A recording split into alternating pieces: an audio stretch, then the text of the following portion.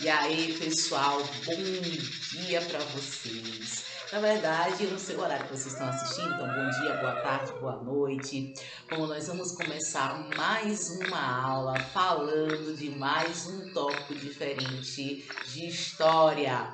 Na verdade, nós estamos estudando nesse novo trajeto, livro 2 agora, unidade 4, os povos da América pré-colombiana. Por que a gente fala povos da América pré-colombiana? Porque foram povos que já habitavam aqui, que tinham seus próprios costumes, suas próprias tradições, sua própria forma de organização, né, política, econômica, social, cultural, que eram os povos indígenas. Então, a aula de hoje, nós vamos tratar sobre os povos indígenas brasileiros, que na verdade vocês desde pequenininhos têm o contato, né, com a cultura indígena, vocês comemoram 19 de abril, o dia do índio, né, e aí vocês aprendem que existem alguns institutos, como a FUNAI, por exemplo, que é responsável por isso, né, a Fundação Nacional do Índio, responsável, né, por tratar das questões indígenas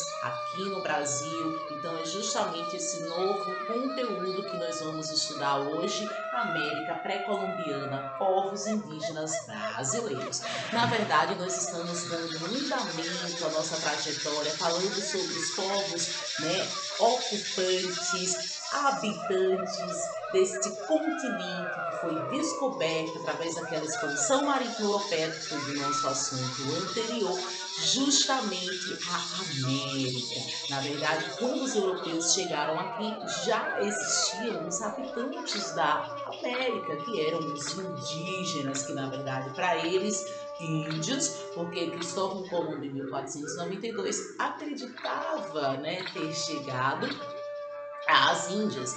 Então, eles chamaram os povos de índios. Depois vieram os portugueses a partir de 1500, ocupando aqui o nosso território brasileiro. É daí que a gente vai ver, né, Santa Cruz de Cabral, a ilha de Veracruz, terra de Santa Cruz, até chamar Brasil.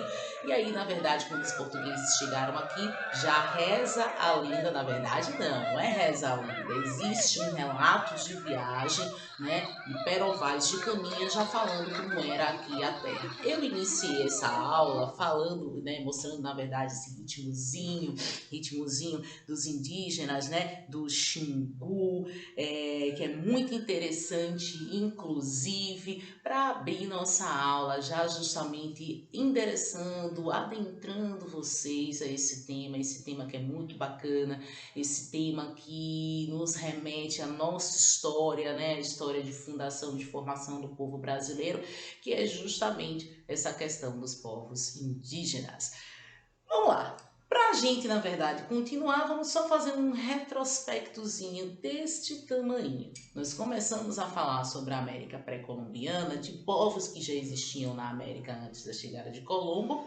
Nós falamos sobre a expansão marítima europeia, nós falamos sobre o contato, né, dos europeus com os continentes, na verdade, né, africano, asiático, depois eles vêm aqui à América, e na América eles já descobrem que existiam povos habitando aqui, os maias, astecas e os incas. Na verdade, quando os portugueses, ou quando os espanhóis, né, os europeus se estabeleceram lá naquela região, né, onde a civilização maia era mais frequente, né, El Salvador, Belize, Honduras, por exemplo, a civilização maia, segundo relatos, já havia sido extinta, mas na verdade, e uma partezinha do México também, mas na verdade ainda no México existe resquícios descendentes da civilização maia. Os astecas, né, que se estabeleceram na região central do México, a cidade do México, por exemplo, ainda guarda muito de ruínas, de templos, né, que foram construídos naquele período dos astecas, e os povos incas, né, cidade de Cusco, Deus Sol, a cidade do Sol. Eles fizeram, né, um sistema de agricultura colocando-se degraus para poder evitar que se perdesse as plantações, já que o território Inca no Peru e em outros locais também da América do Sul, próximos ali ao Peru, desenvolveu a sua sociedade, mas desenvolveu a sua sociedade em locais muito altos. E aí a gente tem, por exemplo, a cidade de Machu Picchu como prova, né, desses belíssimos sistemas de degrau que servia para que quando a água da chuva batesse não se perdesse a plantação, caso ocorresse algum deslizamento. Então, já naquele período, né, os incas, o povo inca havia percebido isso. Então, maias, astecas, incas, as civilizações pré-colombianas da América, América Central, né, a América do Sul, enfim, povos que habitavam aí a extensão da América Latina, né, com a chegada dos europeus aqui na América, a descoberta do novo continente. Como a gente viu na outra aula, eles já tinham todo um sistema de organização, né, cultural, religiosa, política, administrativa. Então eles tinham sim um imperador, né? Eles fizeram habitações, eles tinham seus costumes e as suas tradições. Então, não diferente dos outros povos, os povos indígenas brasileiros também, quando os europeus chegaram aqui, na verdade já existia todo um sistema, não é, econômico, organizacional, cultural, religioso, que os indígenas, né, aqui brasileiros já realizavam. Pois bem, mas aí não só a carta de Caminha, depois a gente vai ver outros relatos, tem até no livro de vocês também falando, né, as duas viagens ao Brasil de Hans Staden, que fala sobre a história do Hans Staden. Né? Hans Staden foi um europeu que acabou sendo capturado por indígenas, né, antropofágicos. Ele vai inclusive ser preso, mas ele vai conseguir se libertar. Diferente de outros inimigos, né, de tribos indígenas que realizavam o ritual da antropofagia, que muitas vezes não conseguiam sair vivos dessa. Eu vou até pegar depois um trechinho aqui quando eu falar sobre esse tema e vou ler aqui com vocês. Mas vamos começar do início? Vamos lá. Quando vocês estudam no prezinho, vocês aprendem, né, que os indígenas, eles tinham a própria forma, como eu falei, língua, tinha os seus costumes, tinha a sua religião, tinha as tradições. O que vocês aprendem quando vocês são pequenininhos sobre os indígenas? Que os indígenas sim andavam nus, sim faziam pinturas corporais, utilizavam penas como adereços, faziam entre vários outros rituais, o ritual do acasalamento, a dança da chuva.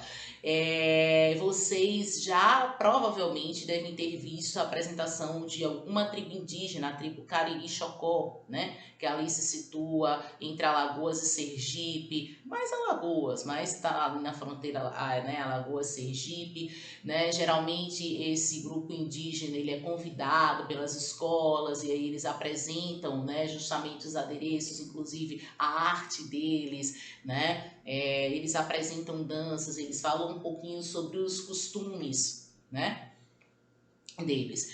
E vocês também aprendem que, além das músicas, eles sim tinham a própria religião, né? Religião politeísta. Vocês aprendem que existia um pajé, um cacique, né? Que os indígenas, né, viviam em ocas, né, feitas geralmente de palha, que os indígenas dormiam em redes, que se alimentavam de mandioca e de frutas e de tudo, né, que a natureza oferecia. Não é isso que vocês aprendem? Estão fazendo uma reflexão? Essa reflexão é importante porque é isso mesmo, a gente vai adicionar mais um pouquinho, mas isso que vocês aprenderam é extremamente importante, né? Quando a tia lá do Fundi 1, né, do Fundamental 1, depois que vocês passavam pela formação do prezinho e explicava, e vocês desenhavam e cortavam, pintavam, aprendiam um pouco, né, da cultura do indígena, fazia eu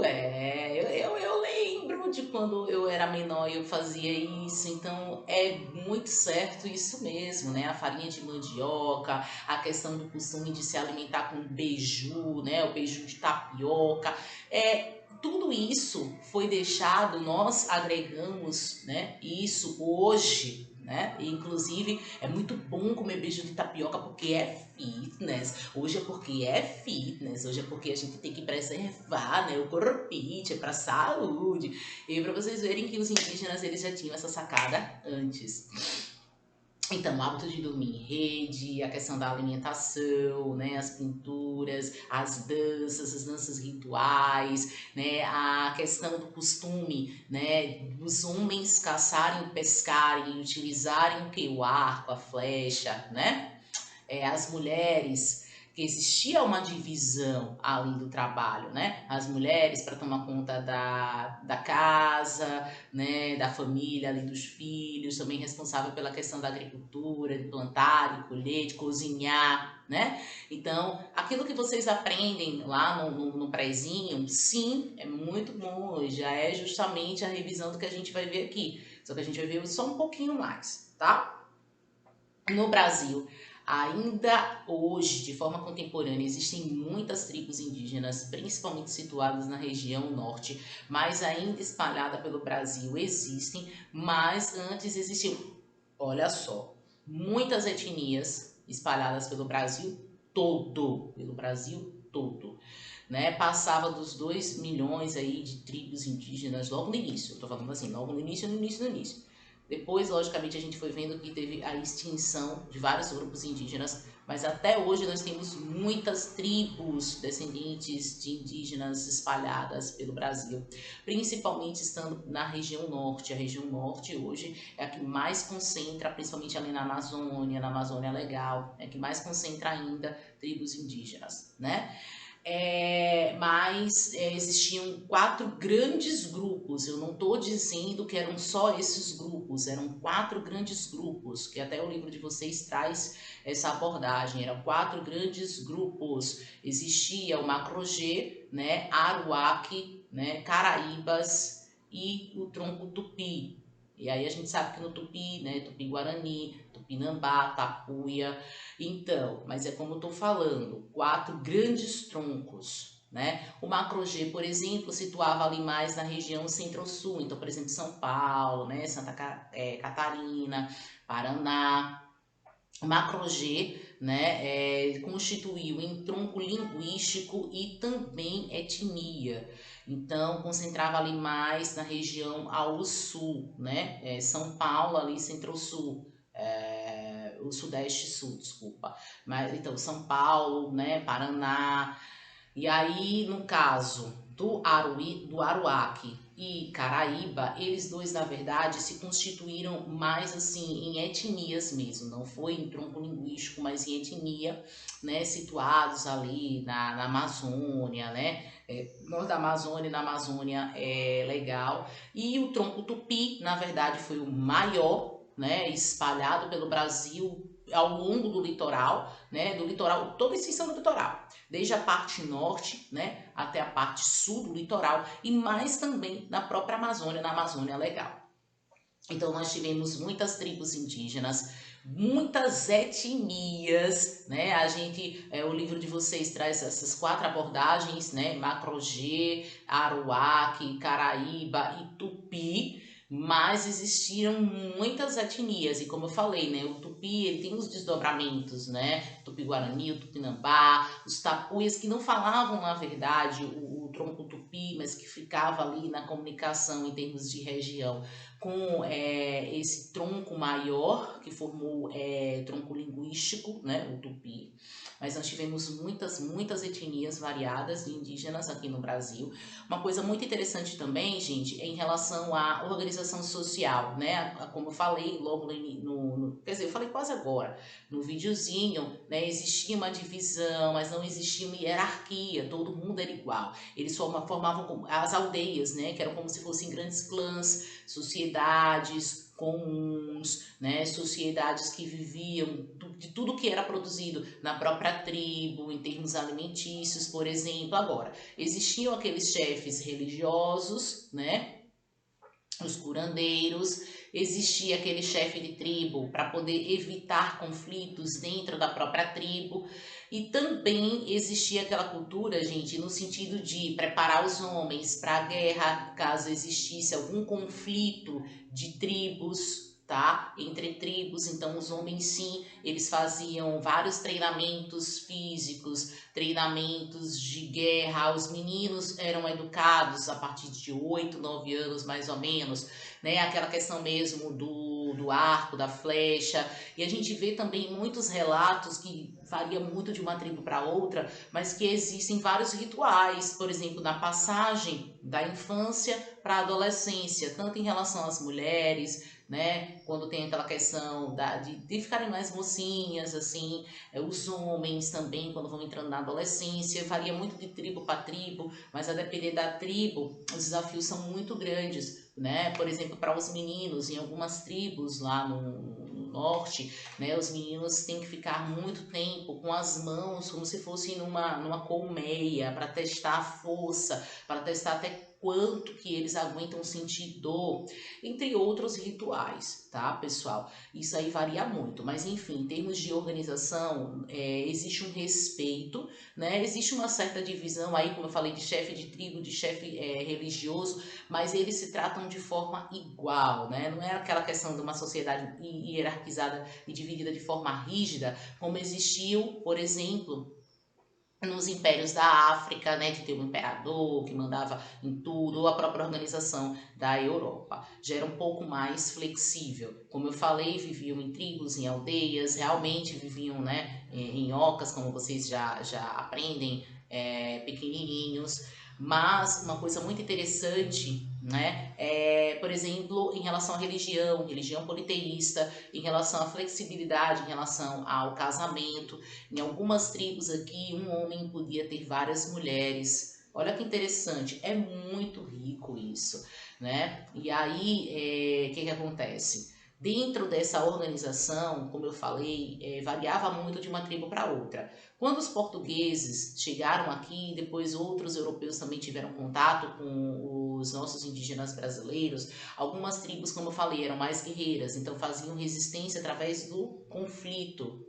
Já logo no início, como diz o próprio relato, né, ocorreu um certo estranhamento, um choque entre culturas, mas no início foram recebidos, né, até de forma pacífica, os estrangeiros em relação aos povos indígenas brasileiros. Só que depois de um tempo, os portugueses também queriam abusar, né, colocando os indígenas para trabalhar de forma escrava, né, para cortar o pau-brasil, para colocar em feitorias. Então aí os indígenas foram percebendo que se eles tinham uma certa liberdade, né, em termos de vivência, por que que eles teriam que trabalhar, né, de forma impositiva para aqueles povos que estavam chegando aqui? Então, da mesma forma que existiam muitos troncos linguísticos, muitas etnias, também existiam várias formas de convivência e de organização. Algumas tribos eram mais pacíficas, outras tribos eram mais guerreiras. Já existia também sim o costume aqui no Brasil de, num conflito entre tribos, uma tribo vencedora, né, submeter uma tribo perdedora a algum tipo de castigo, algum tipo de pena. Entre um desses, que na verdade não é castigo, é a gente respeitar realmente a cultura do outro. Mas uma das práticas, né, era a questão muitas vezes de... O casamento era geralmente entre os membros da própria tribo, mas acontecia, por exemplo, de uma filha de um chefe da tribo, né, da tribo vizinha, de ter esse casamento, né? E às vezes existia o ritual também da antropofagia. A antropofagia era um ritual de se comer carne humana mesmo entre os indígenas, só que não era aquela coisa de comer carne humana em relação ao costume. Era geralmente quando existia uma guerra entre tribos diferentes, tribos rivais, e aí a tribo vencedora muitas vezes pegava um dos guerreiros, né, da tribo perdedora, aprisionava e realmente comia a carne daqueles guerreiros, né? Era mais comum selecionar um, mas como eu falei, as tribos eram muito variadas, a gente vê relato de selecionar alguns dos guerreiros, os que se destacaram, os mais fortes, os que mostravam mais coragem e bravura, para se comer a carne daquele guerreiro. Mas por que isso? Porque na verdade os indígenas acreditavam que existia uma transferência de forças. Quando se comia a carne do inimigo, era como se a tribo que venceu tivesse adquirindo a força e a coragem daquele inimigo, ok?